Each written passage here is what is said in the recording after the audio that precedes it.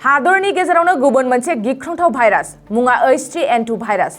थारैनो हादरनि गेजेराव सुबुं जिउनि थाखाय गुबुन मोनसेबाव गिख्रंथाव भाइरास। बे भाइरासआ कोविड बादिनो सुबुंनि देहायाव गोसारो। बे H3N2 भाइरासनिफ्राय बैसोगोरा सुबुंफ्रा सांग्रां जा। बे गोनां बाथ्राखौ बुंदों एम्सनि बारग' बिथोनगिरि डक्टर गुलेरिया।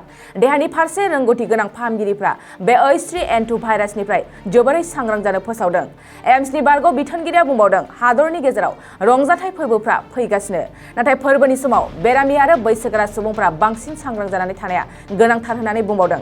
दासिम बे भाइरासजों गोबां रोजा रोजा सुबुंफोरनि देहायाव लैखोनखौ मोनदों होननानै सुलुङा फोरमायदों। मख'नाया गोनांदि हादरनि गेजेराव कर'ना भाइरासनि गोहोम खोख्लैनायाव गोबां बेरामि आरो बैसोगोरा सुबुंफ्रा जिउ गोमादों।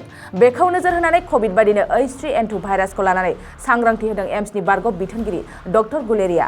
लोगोसेनो बुंबावदों, बेफोरबायदि भाइरासखौ सुबुं सांग्रांथिनि गेजेरजों फोजोबस्रांनो हागोन। गुबुन फारसेथिं आसाम सरकारनि सावस्रि बिफाननि मन्थ्रि केशव महन्तआबो बे भाइरासखौ लानानै गिनाङा होननानै सुबुंफोरखौ खावलायदों।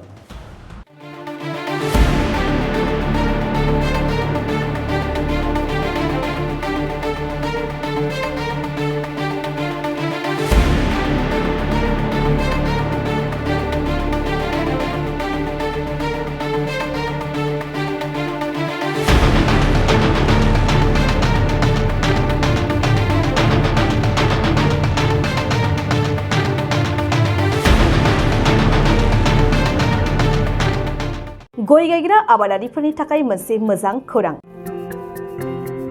थापा नार्सारियाव मोननो हागोन जाखांफु लाइमोनफोरजों बानायजानाय हाजो आरो हायेनावबो गायजानाय अर्गेनिक गय फुलि।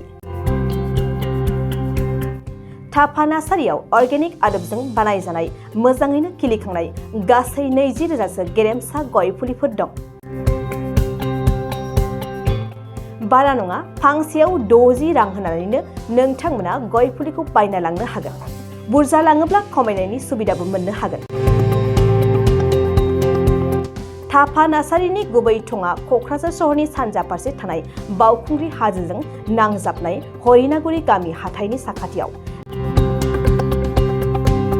बे अर्गेनिक गय फुलिफोरखौ लांफैनोब्ला नोंथाङा 8011837272 नङाब्ला 9707460226 जानबुं अनजिमायाव थोंजोङै जगाजग खालामहरनो हागोन।